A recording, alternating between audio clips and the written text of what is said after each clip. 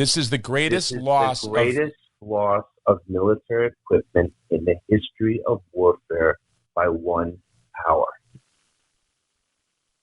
And Israeli put this loss of military equipment to the Taliban and Al Qaeda like this. What America has just given the Taliban is equivalent to 85% of all the military aid Washington has given Israel since 1948. So the U.S. government is so used to burning and wasting American taxpayers' hard-earned money that no one from our government can be even bothered to address the fact that 85 to 90 billion in military equipment has been left to the Taliban and Al Qaeda. So this is larger than the annual military budget for every nation around the world except the U.S. and China. So Jason, the Taliban, thanks to the U.S. government, this year has a larger military budget than Russia, the UK, India, France, and I can go on and on. I just named the major ones. The Taliban now possesses more Black Hawk helicopters than almost all of America's allies. They own near to a tenth of all Humvees on the planet. And that's aside from less obvious things such as 150,000 military radios and around 20,000 night vision goggles. So basically what our special forces use to conduct raids. Pentagon, we can't forget this. Pentagon Press Secretary John Kirby, Admiral Kirby, responded to a video of Taliban fighters inspecting U.S. military equipment at Kabul airport and said that the gear has been demilitarized and rendered unstable. And then further, the Taliban can inspect all they want. They can look at them, they can walk around, but they can't fly them, they can't operate them. We made sure to demilitarize, to make unusable all the gear that is at this airport. And he added that the only items left operable were a couple of fire trucks and some forklifts so that the airport can get back up and running. Well, apparently not, Admiral Kirby. The Taliban have taken to the skies in our Black Hawks. They've ridden into battle against the last holdout for the Taliban in the Panjshir Valley on up-armored Humvees, American up-armored Humvees, with American and NATO weapons.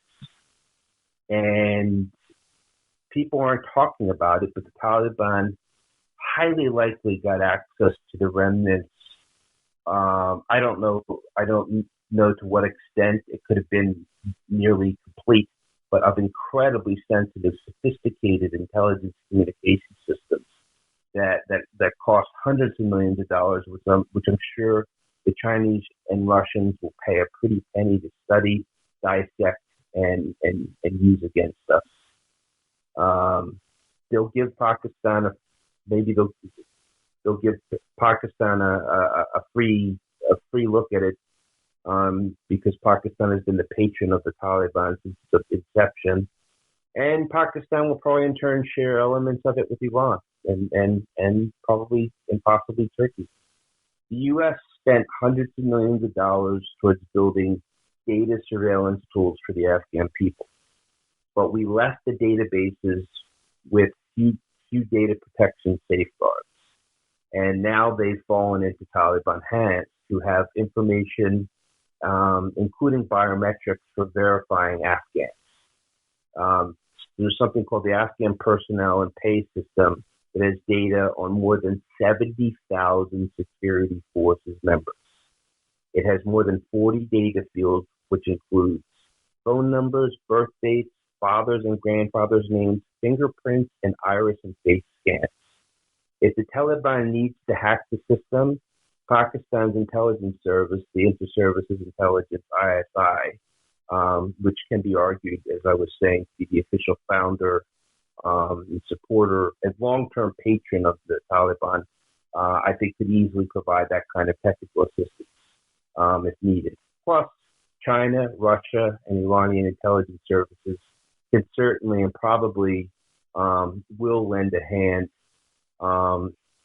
which off-the-record intelligence professionals expect to happen because this will give them a direct look at U.S. technology and cybersecurity architecture. And the Taliban may not even have to hack the personnel and pay system, because the Afghans who we failed to get out and helped us develop the database have surreptitiously communicated that they're being summoned by Taliban leadership ostensibly to provide access to these systems. And there's two more I want to talk about. John, can we talk about that real quick? If you abandoned me and my wife and my children, my daughters, and the Taliban summons me and says, listen, you have something we need and we'll let your family live and we'll leave your daughter alone. Your daughters, just help us get access to it. What do you think they're going to do? We've betrayed them. We've abandoned them. Yeah. Wouldn't you think it would be our top priority to get these Afghans out of the country? You would think. I mean, and they're I'll just mention it because I know these are a lot of details, but there's another database that was used to vet Afghan security force members that has 8.5 million records. There's another database that has iris scans and fingerprints for 9 million Afghans, which they use for passports and driver's license. There's another database with over 400,000 government employees' information on it. So not only, I think this is the point with all of these things, not only will the Taliban be interested in exploiting this information, Pakistan, China, Russia, Iran, and transnational terrorist organizations will want to know who worked with the Americans. And then they'll seek brutal retribution against them and their families.